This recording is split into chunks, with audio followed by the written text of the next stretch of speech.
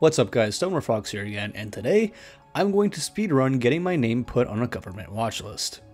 And I'm only half joking because today I want to talk about a video that's been around for a while but I haven't really seen anyone explain in detail.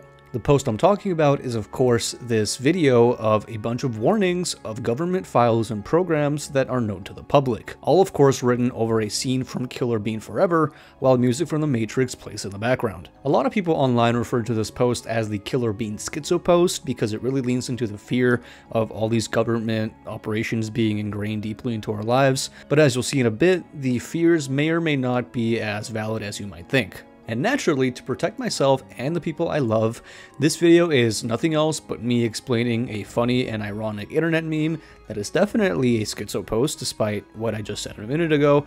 I love my life, I do not own firearms, I do not have any terminal diseases, and I do not wish to harm myself in any way. But that being said, I'm gonna go get into my red pill uniform, and let's begin with the first slide of the Killer Bean Schizo post.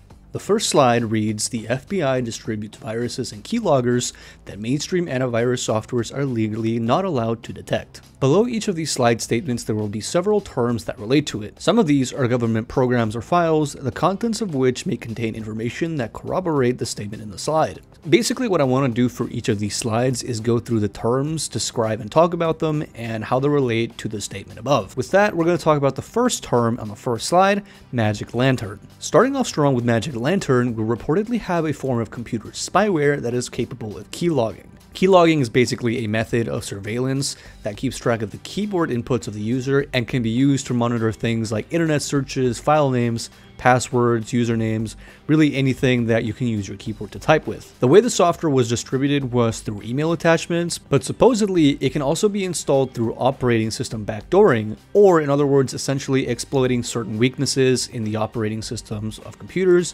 to install this thing in whatever the target is. In 2001, Magic Lantern was of course reported in the news, after which the FBI confirmed that it did exist, but it was a workbench project and that it definitely hadn't been used yet. No, officer, I promised that I was never going to do the things that I said I was going to do. These are all just hypothetical tactical plans to do that thing, and everything is all on paper, and I bought everything at Home Depot last week that all could be used to carry out those things, but no, I promise you I was just doing some home renovating. No, you may not enter my basement. Anyway, when some antivirus developers were asked if they could detect and protect against government-issued malware, they they gave some really questionable answers. I won't go too much into detail, but apparently one of the people who first reported on Magic Lantern said that the company behind McAfee Antivirus, which is garbage by the way, had complied with the FBI on not detecting Magic Lantern, but then the company publicly said that they didn't. Other companies have given similar answers, possibly to cover their bases in case the government, tries to send a message. Next up we have SIPA-V. SIPA-V is a kind of spyware that the FBI largely uses to gather location data on targets as well as other things like IP addresses, operating systems, and the URL that the target last visited. Like Magic Lantern, it does require that the target become infected with the software, which the FBI can then activate remotely to gain whatever data they need. SIPA-V became known in 2007 after it was used to catch an individual repeatedly sending bomb threats to a high school in Washington state, as well as reportedly being used to monitor and prevent all sorts of terrorism. Next we have Carnivore, aka DCS-1000. This particular surveillance system is now severely outdated, seeing as it had to physically be present at the location where they were trying to intercept the target's data. What Carnivore pretty much consisted of was a physical computer tower with the Carnivore software on it and a type of hard drive stored in something called a Jazz disk drive. All of this without a monitor or keyboard. And what Carnivore did was act as a packet sniffer. In other words, what it would do is it would monitor network traffic from a specific user to the internet service provider by receiving raw pieces of data that it would then use to show what the target was doing online. The Carnivore program was used from 1997 to 2001, after which it was naturally replaced by more advanced and of course slimier methods of surveillance. And it's funny to note that after it received a lot of media coverage by the name Carnivore, the FBI then changed its name to DCS-1000 to make it sound less sinister, which you might as well be putting a hungry polar bear in a Snorlax costume at that point. Like, hey, you know that thing we're using to spy on people through the internet and we named after something that consumes exclusively flesh? Yeah, let's change the name so that people won't think it's evil. Anyway, that's really it for Carnivore. Next, we have Network Investigative Technique, or NIT. Network Investigative Technique is, in short, a type of computer viruses used by the FBI to gain access to difficult computers and networks. And by difficult, I mean those hidden by things such as the Tor network used to browse the deep web. Once downloaded, an NIT lets the FBI access your computer by basically undoing the whole anonymity thing that the Tor network does. And the most famous NIT was used back in 2015 when the FBI managed to bust hundreds of people using the website known as Playpen on the deep web. And if you don't know what Playpen was, it was a disgusting, massive deep website that hosted a certain media involving children. There's been a lot of controversy regarding the legality of NITs, especially when it comes to internet privacy and the Constitution of the United States. But in all honesty, if NITs and other forms of surveillance would be used more to catch subhuman garbage like in Playpen instead of spying on normal people, maybe people wouldn't be so worried about the FBI. Up next, we have the second slide, which reads, the NSA has forced Intel, AMD, and chip makers to backdoor their CPUs and allow them to access your computer even if it's turned off, as long as it has access to electricity. So because there's only two short terms here, which are both pretty much the same thing, I'll go ahead and explain the statement. Intel and AMD are large electronics companies, which make a lot of computer chips and things of the sort. And what the statement's saying is that these companies and other companies like them work with the FBI to facilitate the FBI's efforts in accessing targeted computers, even if those targeted computers are turned off. The two terms on the bottom refer to the Intel Management Engine and the AMD Platform Security Processor. And without having to read a bunch of stuff that doesn't matter for the purposes of the video, the Intel ME is here because people have insisted that the system has access to computer memory, yet works independently of the computer itself. So even if your computer is off, but still has battery, or is connected to a power source as like a computer tower, the Intel ME would be able to store more information and effectively make it a vulnerability to access your computer files. The AMD PSP functions kind of the same way, just for AMD computers. As with anything shady, none of this is confirmed. Yes, the Intel ME and AMD PSP exist, but both companies have denied that there's any risk involved with having these systems active on your computers. The protocols pretty much exist to run regular background tasks and make booting up the computer easier without having to run so many things at the same time when it's turned on, but I mean, I guess according to some people, you never know. It's interesting to note, though, that in 2013, the NSA's budget request revealed that it wanted to insert vulnerabilities into commercial encryption and IT systems. People have said that this includes the Intel and AMD systems, so take that how you will, I guess. Next up, we have slide 3, and slide 3 is a continuation of the last slide with only one term. Slide 3 reads, the NSA has forced hardware manufacturers to backdoor their random number generators to allow them to break RSA encryption. Let me explain what all this jargon means. You might be familiar with RNGs already, but a random number generator basically generates random values that could be used for a variety of purposes in computers, including security and encryption. It's also important to know that no RNG is truly random, and anyone with the RNG's entire algorithm would be able to predict the outcome of every input, and basically know how to predict anything that the RNG could come up with. Then we have RSA encryption, and RSA encryption is an acronym named after the creators of the encryption method, and it stands for Rivest, Shamir, Adelman. It's an algorithm that is notoriously difficult to break unless you know the secret decryption keys. And finally, dual elliptic curve is another algorithm supposedly more secure than RSA encryption that was deemed one of the safest to use for a while. That is, if you don't take into account your own privacy from the government. It is said that dual elliptic curve was so heavily recommended and pushed because the NSA had supposedly developed one specific DEC algorithm that they had put a backdoor into. And what this all amounts to is honestly pretty dumb. Based on documents leaked by Edward Snowden himself, you might be familiar with him, it was allegedly proven that the NSA pushed for their own DEC algorithm to be approved and backdoored it, and paid several companies, including RSA Security, the company founded by the developers of RSA encryption, to use the NSA's algorithm. Yeah. But anyway, the backdoor was confirmed to be true in 2013. Allegedly. Next slide, we have slide 4, which reads, American-made electronics transmit radio frequencies, which allow the FBI and NSA to access your computer, even if it's not connected to the internet. The first term on the bottom is Cottonmouth 1, named, of course, after the cottonmouth venomous snake. It's a USB or Ethernet connector that can communicate with the NSA through radio signals, even if its target is not connected to the internet. As you might have guessed, the government can load whatever spyware they want onto it, and if it somehow makes its way to you when it's modified, then you've been bugged. Once bugged, it is believed that the NSA can access your computer remotely, install more spyware, and all sorts of very fun stuff. Next up, we have Surly Spawn, and Surly Spawn is a lot like Magic Lantern, which we saw before, except Surly Spawn can be used for keylogging on computers not connected to the internet. It's basically a small electronic component that can also communicate through radio, which if installed on a target computer can be used to then track keystrokes and send them to whoever is monitoring it. The next term given is ANT/TAO catalog. They're referred to by both names, with ANT standing for either Advanced Network Technology or Access Network Technology, and then TAO stands for Tailored Access Operations Unit.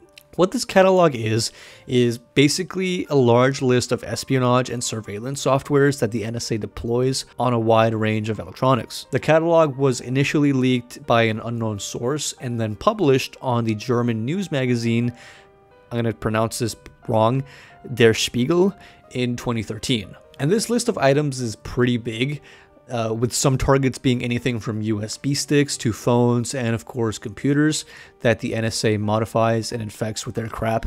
The items also range from software to flat out bugs that are infected and then installed within electronics in order to intercept their data.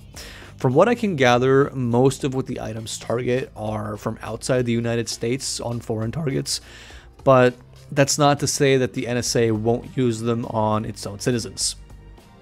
Allegedly. Next up, we have slide 5, which is very brief and recalls the ANT/TAO catalog. It reads, the NSA intercepts computers, laptops, and phones purchased online and installs malware chips on them before delivering them to you. Now, this is an idea that we've already seen before, but it mentions a special entity called the TAO team. The TAO team is basically an actual unit of the NSA who are tasked with gathering intel and conducting cyber warfare, usually against foreign entities, and they are also responsible for using a lot of the items that we saw in the ANT/TAO catalog. The division formed in the very late 90s to the early 2000s, supposedly, and are really just the people involved in bugging and executing a lot of the espionage and surveillance done by the NSA. Next, we have slide 6, which reads, if you are a person of interest, the NSA is intercepting your mail, opening them up, and installing bugs on any electronics you order online. Now, I'm not going to go over the catalog again because it's the only term on this slide, but it's the same idea that the NSA can bug the devices that you order online. Keep in mind that you probably don't have to be a person of interest for them to do this, and that might just be me leaning into the schizo aspect of the post a bit too hard. But based on the fact that it's the US government, I put absolutely nothing past them. Next, we have slide 7, which reads, the NSA has already broken Tor networks and can identify and attack you if you use Tor. ISP companies like Verizon, AT&T, and Comcast assist with this. Now, for context, the Tor network that I mentioned before is short for the Onion router and is a kind of network that you can use as an anonymity router for online browsing.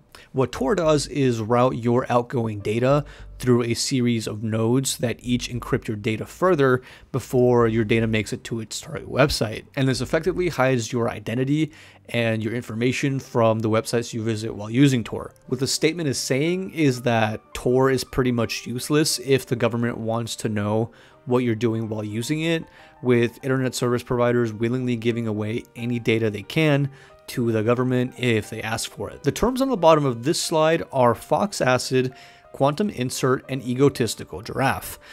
As far as I could gather from searching the internet. These three are referring to separate but similar systems used by the NSA to attack a target through the user's browser. There are several presentations that reference these three protocols, but like I said, they all essentially work as network entities that intercept data going out of someone's computer and through Tor in order to find out what that person is doing and the kinds of websites they're visiting. Believe me, if I would have found a simple description of these or like how they worked, I really would have explained it more, but I really couldn't. Mostly because complex computer stuff isn't my expertise, but also because I could barely even find stuff about quantum insert, let alone egotistical giraffe. Like, all you need to know is that just like anything that I've mentioned in this video, you really don't want anything to do with it. You don't want it on your phone, on your computer. Next we have slide 8, and slide 8 reads, major American tech companies like Microsoft willingly provide the NSA with advanced warnings of zero-day security vulnerabilities before revealing them to the public. Now, before I define the terms on the bottom, a zero-day security vulnerability refers to any vulnerability a software might have at the time of its release, giving its programmers zero time to fix the issue before a potential attack. For example, if a new version of a software is published and people download it, that first version of that software might have security weaknesses that allow people to attack its users. What this is saying is that tech companies know about the weaknesses and still release their products with them because they share vulnerabilities that the NSA can then use to target people using the programs and spy on them before they're patched. The first term on the bottom is Tau Team, which we already know is responsible for carrying out cyber attacks. But then we have Prism. Now, Prism is one hell of a concept. Prism stands for Planning Tool for Resource Integration, Synchronization, and Management. And I guess they really wanted this to spell out Prism because they even ignored the T in the word tool. Anyway, Prism is a surveillance program started by the Bush administration, and that's 9/11 Bush, not vomiting on the Japanese Prime Minister Bush. That Bush approved the law that included Prism. What the program does is allow the NSA to collect all sorts of internet data, specifically through large companies without the need for a warrant. And these companies include Google, Facebook, Apple, Microsoft, and as the list grows in the modern day, I wouldn't be surprised if it includes now a lot more companies than when it was revealed in 2013. Speaking of which, 2013 was when the whole concept of Prism got leaked by Edward Snowden. I'm not going to get into specifics, not only because I want my brain inside my skull, but also because Prism isn't really active since it was leaked more than a decade ago. Obviously, the NSA has other means of data collection they've engineered over the decade, but still. But basically, big tech companies collect data that they give to the NSA so that the government can then take this data on people they don't like, including foreign powers, terrorists, and whatnot. And this is a lot of data, which the NSA then parses through with more parts of Prism that I'm not going to get into, to be able to spy on these people specifically and also prevent more things from happening around the world. Then we have NSA hoarding program, which isn't really like a concrete term, more like, from what I could find, just referring to the whole operation that the NSA has put together to collect a ton of internet user data and then store it for their advantage. Like, this includes Prism, like I said, and then whatever other unethical crap they're using to spy on people around the world. Slide 9 is short and sweet, or not sweet, depending on who you work for. It reads, the CIA can infect your car's control systems, which would allow them to remotely take it over and drive it. Okay, so although unconfirmed, keep in mind that this was in the talks 10 years ago, and with self-driving cars becoming popular in the last couple years, things could look a lot scarier than back then. The only term on the bottom is Vault 7. Vault 7 is a massive CIA document leak carried out by WikiLeaks back in 2017. Now, this leak contains all sorts of information about the CIA and its ability to infect a ton of consumer electronics and software with its surveillance programs and spyware. I'm talking anything from the obvious like your phone, your computer, like operating systems, to more obscure things like we said before, smart TVs, cars, and even your damn smart fridge could be compromised. Part of this leak, as I mentioned, includes plans to bring cars into this, which is just about the worst thing in this whole video. Now think about it. You're driving your new Tesla and all of a sudden you lose control of your car and end up in a fatal car accident, or even worse, at the nearest police station with an FBI van waiting straight for you. Now back in 2014, this wasn't a concern because self-driving technology wasn't really too advanced, but now that some cars can drive themselves, and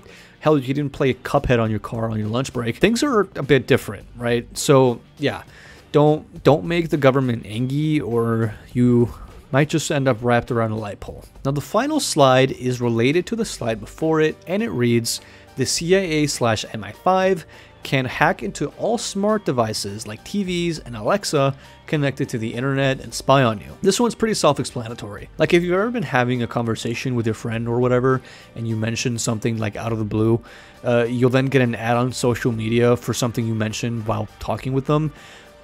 Yeah, it's like that, except what you saw is Amazon trying to sell you underwear after you mentioned you needed more underwear. But imagine now the government intelligence being able to do that, and they have no intention of selling you underwear. With that, we have the last term of the video, Weeping Angel. As I mentioned in the last slide, Vault 7 was a series of documents leaked by WikiLeaks, each subsequent leak releasing over a period of weeks. Weeping Angel was the name of the 6th leak in that series of leaks, and was also the name of the program in that leak. Weeping Angel, named of course after the Doctor Who monster, is a kind of spyware that was used, supposedly, and installed in early models of Samsung smart TVs, which even when turned off would allow remote access to the camera and the microphone of the TV so that the agency could then hear and see everything. The spyware, however, would have to have been physically put into the TV externally through like a USB drive. Not a difficult thing to do considering we've talked about the Tau team intercepting electronics and whatnot. But anyway, apply this to your Alexa and other smart garbage that you might have in your house, and you get the point. And that, guys, is the end of the Killer Bean Schizopost. Let me know what you guys think about all of this. As with anything conspiracy or government related, take anything you heard in this video with a grain of salt. Like, I'm not going to tell you that you should be afraid of every piece of technology in your life, but I'm also not going to advise you to trust the government. But what I will say, though, is don't do illegal things on the internet. Please do not commit crimes, because that's what gets you targeted by Big Brother. And if you're going to do something that's legally questionable, at least have a backup plan, because I am positive that the FBI is about 10 steps ahead of you. With that, I hope you enjoyed these insane ramblings of nothing serious with a funny little video playing in the background. That being said, thank you so much for being here. Thank you for watching. Please leave a like, comment, subscribe if you want. I'm going to go delete my browser history and my cache, and I'll see you guys next time.